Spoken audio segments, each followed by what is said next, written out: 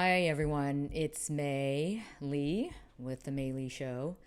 I am deciding to do another episode related to the coronavirus and sort of all the chaos surrounding it because it's clearly changing by the hour, sometimes even by the minute.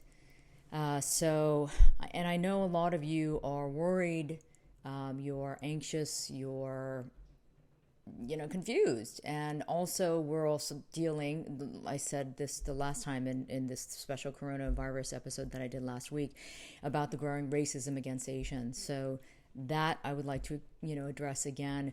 But before I get into the show, I want to acknowledge the fact that so many of you, so many listeners and viewers of this podcast that hasn't even been on that long. Really, we started maybe 6 weeks ago at the most.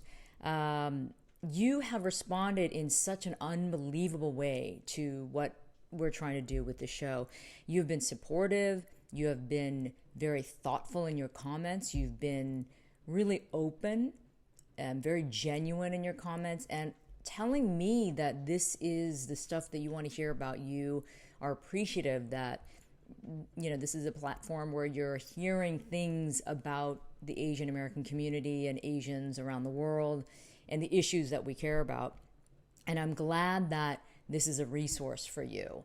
And I want to personally thank you for sending me those comments and giving us the support, because it tells me that we're on the right track here with the show and it's speaking to you, it's resonating. And that really, I can't tell you enough how happy that makes me feel, how humbled I am. And of course, that's inspiring me to continue doing more and speaking out, speaking up, representing. And, just today, this morning, I was asked to be on KTVU, which is a television station up in San Francisco, to talk about the growing racism against Asians because of the coronavirus. And it's great that the media is paying attention. They are listening. I'm not saying that they haven't been, but they're starting to pay attention to this issue, to this problem, and taking it seriously. So it was a great opportunity for me to talk about it, what I talked about on the show last week. They even used a clip from that show leading into the interview. And so, for me, it's gratifying that things we're trying to do here are getting noticed. And it's with your help too, because you guys are supporting the show. You guys are talking about it. You're forwarding it. You're sharing it. So keep doing that, because as I said in the interview, I did too, actually. I said that, what's going to make the difference is that we continue speaking out. In the past, I even said this, in the interview on TV, I said in the past, Asians were seen as submissive and quiet, and they didn't want to make waves, but no longer. We're starting to speak up. We're starting to push back. And I said that I would happily continue doing so with this platform, but, we are no longer going to just be silent, especially when things like this happen with the racism and the violence that we're seeing. So I'm so glad that we're gaining momentum already with this effort. And then yesterday, I got such a surprise, such an amazing surprise. A friend of mine pings me on Instagram saying, I think you got a shout out from Jeremy Lin, the basketball player. And lo and behold, I go to his Instagram page and he wrote this phenomenal post about what's going on with the coronavirus and, the backlash against Asians and some other things. And I'm just going to read it for you because it really, I was blown away. So he says, over the past few weeks, I've been monitoring coronavirus and the darkness it's cast over the world. News headlines of racism, xenophobia, attacks on Asians, and decaying trust towards people. All heartbreaking and the opposite of God's kingdom. But for every fear-inducing headline, I see hope. I see doctors, nurses fighting the front lines in China, Korea, Japan, Iran, Italy, and more. I see people helping people in countries regardless of race or background. Talk less out of hate, more out of empathy. Let's talk about the man who made 16,000 meals for frontline workers. Let's appreciate the doctor who postponed his wedding and then tragically lost his life fighting the virus. He's a hero. Let's be inspired and demand justice for Mira Solanki, who defended her Asian friend against an aggressive man in Birmingham, only to be knocked unconscious. Let's follow suit and take action like Inner Mongolia, who sent 2,500 tons of potatoes to Wuhan. There are many examples of racism, but also countless examples of hope. Mei Lee and her podcast, the Guardian Angels Group, companies donating masks, all the bold frontline workers, and more. Don't criticize unless you're willing to be part of the solution. With my B-Ball Foundation in China, we've donated 1 million renminbi to get medical equipment to Wuhan. I'll also be donating an additional $150,000 towards fighting the virus. Let's all do our part to quarantine, wash our hands vigorously, wear a protective mask to avoid germs spreading, and do our part to share facts and preventative measures. Stay together, fight on. Love must be sincere, hate what is evil, cling to what is good. Romans 12:9. Honestly, I read that and I was like, I cannot believe he is giving the show a shout out. And putting us in a category of people who are making a positive difference. I'm totally humbled by that. I thank you, Jeremy Lin, for saying that. Thank you for acknowledging that. We're doing what I feel. I mean, for me personally, this is what I feel like I must do. I feel like this is my calling. I feel like all of the experiences over the past 30 years of being a journalist, all over the world, reporting and telling stories of all kinds of people and issues and tragedies, and of course stories of hope, have led me to this point of directing my energy and my skills towards something like this that's very focused on the Asian American and Asian community and issues. So to get a shout out like this at a time of such uncertainty and disarray and fear, I'm like speechless, and I'm never speechless, but thank you, and thank all of you viewers and listeners for your continued support. I really seriously, I so appreciate it that I'm like tongue tied, but we're gonna keep doing what we're doing here, and we always want to hear from you. So please, send me messages via Instagram, Facebook, email, whatever form you want to use, because it's always nice hearing from you and your messages. For the most part, I gotta say, like almost all the messages are so phenomenal and so kind. So thank you. But let's get going here. Like I said, I was interviewed this morning about growing racism against Asians, and I definitely mentioned all the different incidents that we're hearing about. It's constant. It's daily. It's, Nextshark, they get a lot of messages from readers all over, and they're inundated with stories from people. And the poor team, they're so exhausted, I think, physically and emotionally, because they're hearing just so many stories of this growing hatred just because we're Asian, right? Again, I said in my interview this morning, I said, there's nothing we can do. This is out of our control. It's not like I can change my ethnicity and then be protected.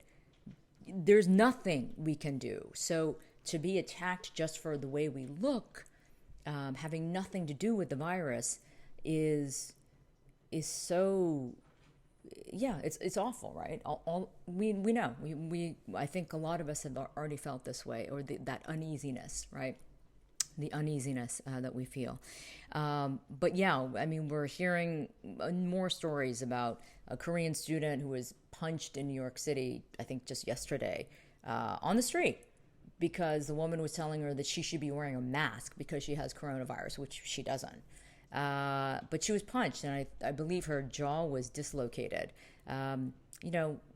Several days ago, a man was stabbed 12 times. An Asian guy was stabbed 12 times in Brooklyn. He was wearing a mask, and somebody jumped him and stabbed him. We're hearing about the Vietnamese artist who was asked not to curate a art exhibit in London because apparently she was told that her presence would make people uneasy. She's Vietnamese, and she was supposed to co-curate this exhibit. So it goes on and on. I mean, there's one more that I wrote down. Yeah, the Vietnamese students at a local high school here in Southern California, they apparently got bullied by another group of girls. They were shouting coronavirus, and they were, beating up on them and, really, really verbally and physically assaulting them. So, I mean, it goes on and on. Another one was in Belgium. A Dutch school in Belgium. Apparently, they took a class photo, which somehow was approved by the school until, of course, it went viral and they immediately took it down. It was a bunch of students dressed up in Chinese dress and then wearing the conical hats. And then they held up a sign that said coronavirus. And then one girl even did the slanty eye things with her fingers. So somehow the school approved this and they allowed this to go up as their class photo. But then, of course, it was taken down. Who's running that school? Seriously. I mean, and where are the parents? They must be so proud of their kids. Seriously. So there's still this it's like open season on this type of behavior. But what I can say is, like my interviews I did this morning and like other things that are happening. In fact, Samantha Bee, the comedian who has a show, right? She has been putting stuff out on Instagram. And in fact, I'm going to look it up right now and tell you exactly what she was. So first post was, COVID-19 is scary, and it's made even scarier because our government is mishandling this crisis and conservative media is using Asian people as scapegoats. Yeah. And then another one she posted, the coronavirus is not an excuse to be racist. I know. Racism is like America's weighted blanket. When everything is stressful, nothing makes us feel more secure than treating other people like trash. Yeah, thank you, Samantha Bee. So we are starting to see people speak up against this abhorrent behavior, which is great because we need to come together. All of us, not just the Asian community, all of us, we need the support from the greater community because this is a time when everybody is nervous, everybody's uncertain, everybody's fearful. So, stoking that fear with this stupidity of racism and just looking for a scapegoat is certainly not the way to calm down. And so I'm hopeful that the word is getting out that this is not acceptable, that, people need to stand up for each other. So that is at least giving me a little bit of hope that maybe people are starting to really pay more attention to this and saying, this is not okay. This is just not okay. All right. So for you guys out there, just again, stay vigilant, but also talk about it. Talk about it openly. Make people aware that this is something that is going on, that is not cool, and that, make people just understand that this is a problem. I have been speaking up about it within my, social circles and my social media.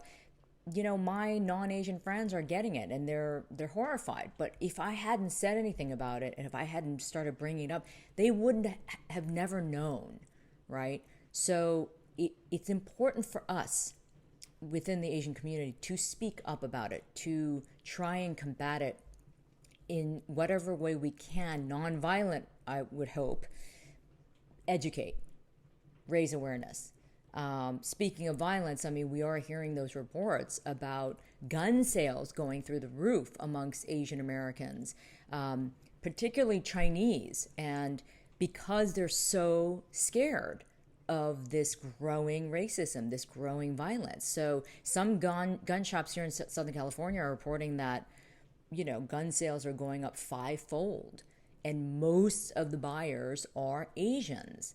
And Asians, historically, we have like the lowest rate of gun ownership. But because of what's happening, that's changing. That's not good, you guys. I understand that there is this fear and you're trying to protect yourselves, but man, talk about just like adding fuel to the fire. So, but I get it. I mean, look, I'm not saying I wouldn't do that, but that's what fear does. That's unfortunately what fear does. It makes people do things that they normally would not do. So we have to kind of get a grip. I want to say that we have to be calm and level-headed about this. Vigilant, but calm and level-headed. But, you know, I just hope that we do come together. I mean, really, this is a crucial time. I've been sharing this concept with friends and, colleagues. My 30 years as a journalist, I have witnessed and covered the most incredible, tragic, disastrous, shocking events of the world, all over the world. I have never experienced something like this. And I'm not alone. Other journalists, other seasoned journalists are saying this on the air as well, that they have never covered a story of this magnitude. And I'll tell you why. Because this is the perfect storm, what's happening. And what I mean by that is, this is a global health crisis. It's a pandemic. It's a political crisis because it's creating political instability, and some of our leaders are not handling this well. It is an economic crisis, obviously. Just today, the market's tanked again, another 10%. It's disastrous, right? Stock market. But remember, you guys, even if you're not, involved in the stock market, you don't care, you should. Because what that does is when companies start doing poorly and their shares just start plummeting, they have to start making some tough decisions. They cannot sustain themselves if they're not getting business, right? And if they're not getting business, that will lead to either layoffs, cutbacks, or complete shutdown and bankruptcy. So this will affect all of us if this isn't curtailed somehow. We're hoping that the government is going to step in with some sort of fiscal stimulus package, some emergency measures. But with the divisiveness in our government right now, and I'm talking about the U.S., I'm hoping that they can put their differences aside for the betterment of the country. Because at this rate, we're headed for a serious recession, and a lot of companies that aren't stable enough aren't going to make it. We already see that with small businesses within the Asian community. We're already hearing about that. Restaurants and stores, they're closing up because nobody's coming. I saw, a San Francisco State, University's Asian American Studies Department. They're basically saying that Chinese businesses and Asian businesses they're dropping, right? Sorry, that actually wasn't the San Francisco University report. That their report had to do with reported cases of xenophobia. They said there have been more than 1,000 reported cases of xenophobia towards Chinese communities from January 28th to February 24th, and that's a rate of 37 known cases per day. I have a feeling it's a lot higher than that, and I'm not sure what maybe they're just talking about San Francisco or, some regional area. But anyway, going back to the business issue topic, businesses have dropped 50 to 70% since this virus broke out here. So Asian American businesses, so Chinese restaurants, Asian restaurants, stores, and these are businesses that aren't going to make it if that happens, right? They don't have huge amounts of cash flow to be able to handle that kind of hit. So we're already hearing about well-known restaurants that used to have packed houses, wait lists for an hour long to get in, and there's nobody coming. So they're either shutting down temporarily just to see if they can weather the storm, or they're just going to close down permanently. So this is having an impact, from top to bottom. That's why. And then the fourth thing that I was going to say that's part of this perfect storm. So again, it's the health crisis, it's the political crisis, it's the economic crisis, and of course, it's the social crisis, because people are panicking, there's hysteria, and obviously the racism that I'm talking about against Asians. So it's the perfect storm. All those four elements, they're all fraying. So I've never witnessed anything like this as a journalist. So that's why all the more reason we have to be serious about getting this under control. And so for us individually, that's why I keep doing these shows of reminding you of what you need to do, okay? There's so much information out there about what to do and what not to do. And I know it's sometimes too much. And I've got to admit, I absorb all of it because that's my job. But it is overwhelming. It is truly overwhelming. But I have a couple of tips here that I think might help. So there's a lot of different lists of things to do going around from all different types of health organizations. Obviously, the World Health Organization is the biggest. But I got this email from someone that I thought was pretty comprehensive from Stanford.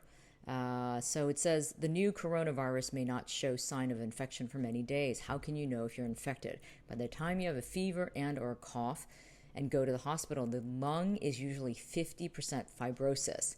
Taiwan experts provide a simple self-check that we can do every morning. Now, Taiwan has been able to control the spread very well, and so they have a very low rate of infection and then fatality. So they're doing something right. Obviously, they're testing a lot of people, as just like South Korea has been. So this is what they say to do: take a deep breath and hold it for more than 10 seconds. If you do this successfully without coughing, without discomfort, stiffness, or tightness, there is no fibrosis in the lungs. It basically indicates no infection. Okay. In critical times, please self-check every morning in an environment with clean air. Serious, excellent advice by Japanese doctors treating COVID-19 cases. Everyone should ensure your mouth and throat are moist and never dry. I keep hearing this. Take a few sips of water every 15 minutes at least. Why? Even if the virus gets into your mouth, drinking water or other liquids will wash them down through your throat and into the stomach. Once there, your stomach acid will kill all the virus.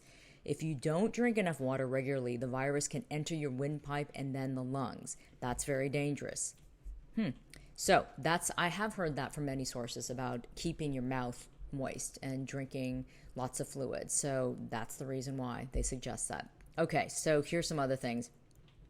If you have a runny nose and sputum, you have a common cold. Coronavirus pneumonia is a dry cough with no runny nose. This new virus is not heat resistant and will be killed by a temperature of just 27 degrees Celsius. That's about 77 degrees Fahrenheit. It hates the sun, apparently. If someone sneezes with it, it goes about 10 feet before it drops to the ground and is no longer airborne. If it drops on a metal surface, it will live for at least 12 hours. So if you come into contact with any metal surface, wash your hands as soon as you can with bacterial soap. But there are also lists out there that you can refer to that talk about different surfaces and how long the virus can live. So it really depends on the kind of surface that these droplets hit, and that will affect how long the virus is still active. On fabric, it can survive 6 to 12 hours. Normal laundry detergent will kill it. Drinking warm water is effective for all viruses. Try not to drink liquids with ice. Okay, I don't like ice anyway, so that's good. Wash your hands frequently, as the virus can only live on your hands for 5 to 10 minutes. But, of course, a lot can happen during that time. You can rub your eyes, pick your nose unwittingly, and so on. Don't touch your face. Okay? Don't touch your face. Ever. And I said that in my last podcast. I'm going to say it again. I have trained myself not to touch my face. The few times you will see me touch my face, I will use the back of my hand or like my sleeve, but I will never touch my face with my open hand. Never, never, never, never, never. Okay? So please try that. Train yourself. Okay. You should also gargle as a prevention. A simple solution of salt and warm water will suffice. And number 10, again, can't emphasize enough, drink plenty of water. Okay, finally, the symptoms. It will first infect the throat, so you'll have a sore throat lasting 3 to 4 days. The virus then blends into a nasal fluid that enters into the trachea and then the lungs, causing pneumonia. That takes about 5 to 6 more days. With the pneumonia comes high fever and difficulty in breathing. The nasal congestion is not like the normal kind. You will feel like you're drowning. It's imperative you then seek immediate attention.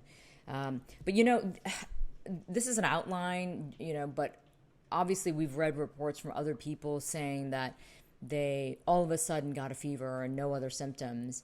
And then, they were able to get over it with maybe some fatigue and lethargy, whatever. And we've just heard that Tom Hanks and his wife, Rita Wilson, they both now have tested positive for coronavirus. And he said in his Instagram post that, they just kind of felt tired, but nothing too serious.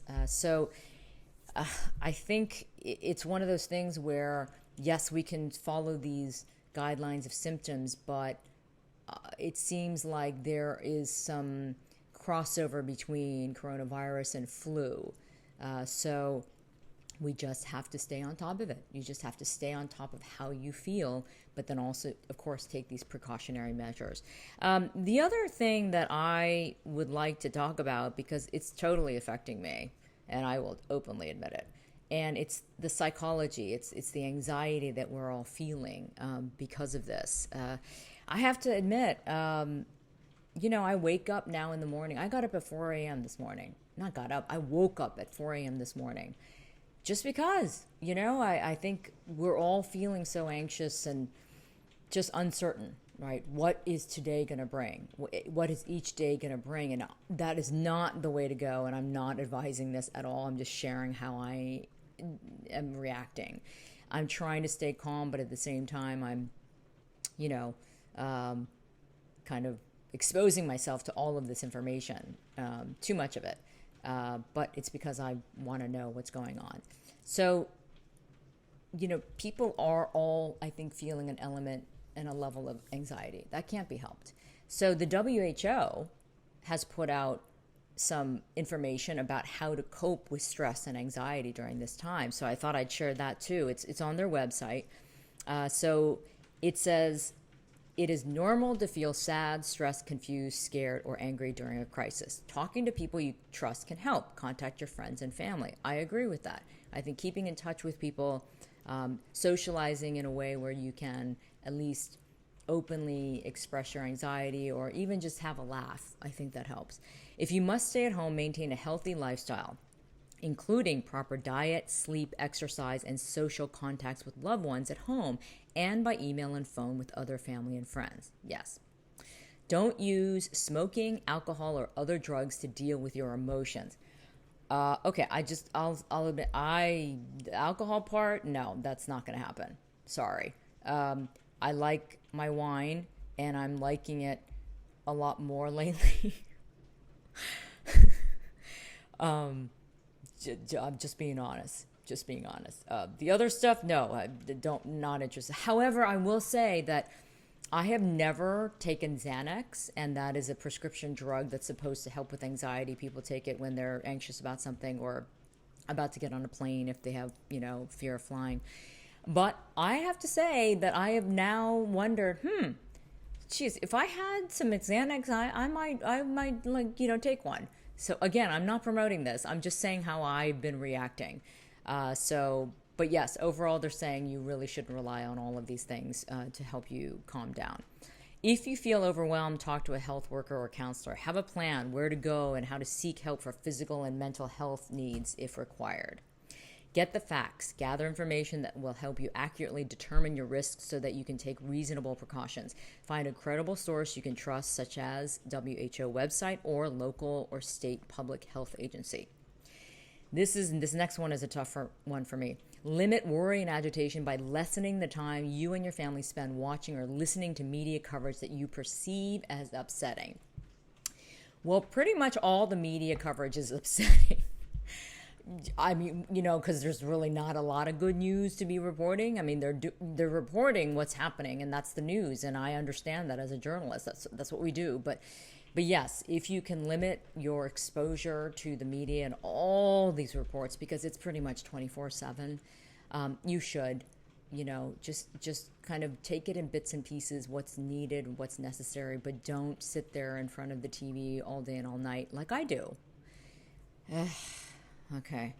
Draw on skills you have used in the past that have helped you manage previous life's adversities, and use those skills to help you manage your emotions during the challenging time of this outbreak. Most of us have been through some sort of challenge in life. For some of you, this might be the most challenging thing you've experienced up to now.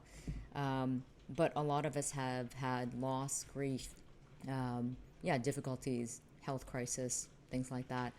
So for me, I try to, yesterday morning, for instance, instead of immediately turning on my phone and watching the news, which I do most of the times, it's so bad, I decided to turn on music instead. And that helped, at least for the time I was listening to the music until I turned off the TV. But, that helped. I pray, because that's a form of meditation for me. I talk to friends on the phone, and those are all things that do help. So whatever means you have, do that. I work out. I don't go to the gym anymore right now. Unfortunately, I'm not going to my yoga class for the time being, but I'm working out at home. I'm going running outside, and that definitely helps. So just getting outside, that helps. So do what you can to lessen your tensions and your anxiety. I know it's hard. It's hard for me every day. I will openly admit that it's hard for me every day, but I'm trying, as you should too. But the information is out there. So go to who.int. I will post this on our Facebook page as well, just so you have it, just if you want to refer to it, and as well as the other thing that I was reading off from Stanford. But it's a trying time, you guys. No doubt, not going to sugarcoat this at all, and we definitely need to take precautions. And obviously, the local, state, and federal government now is trying to take more serious actions. Canceling big events. Obviously, sports leagues are all canceling and suspending their seasons. And so that's a shock, right? Life as we know it for the time being is going to be different. And we have to accept that for the time being. It will get better. And we're seeing that places like China, where this all started, they're starting to see improvements. Right? They're not the rate of infection is now coming down, which is good news. So, they're hopefully seeing the light at the end of the tunnel. Italy, unfortunately, is suffering very badly right now. The stories coming out of there are unbelievably tragic. So, they're warning us here in the States: don't follow our lead. Take precautions. Don't go to public venues. Don't have these huge gatherings. We have to lessen the impact. We have to get to that, they're calling it flatten the curve of infections. So if we can have people follow these new stricter guidelines, then that will help flatten the curve of infections, and that will help ease, our medical facilities and our equipment. Clearly, our leadership right now sending mixed signals about how many tests are available, how this is being handled. So, I'll say it, they've been completely screwing this up. So, until they get their act together, you as individuals have to take it upon yourselves to be more responsible about how to protect yourselves and do what you need to do without going into mass hysteria. Okay? Mass hysteria and panic is what triggers all of this craziness, including the racism. So let's try to keep that in check. Okay. I think that's it for now. I'm going to say one more time, though, to all of you. Thank you, thank you, thank you for your support. Thank you for the feedback. And thank you for appreciating what the Mei Li Show is about and what I'm trying to do here. And if I am providing a voice of calm or reason or information, then I'm happy to be that voice. So take care of yourselves. Wash your hands. Don't touch your face. Try not to go out to big, huge events right now. You know, I know it's tough, but it's for the best for now. And just limit how much you're exposing yourself to all this information on the news and things like that. I'll do that for you, okay? I'll do my best. But to remain sane and remain calm, just talk with your friends, be with your family, and just, for me, I also spend time with my two dogs, my two rescue dogs, and they are the joys of my life. So that brings me calm. Okay, so whatever it takes, guys. Take care. Until next time, see ya.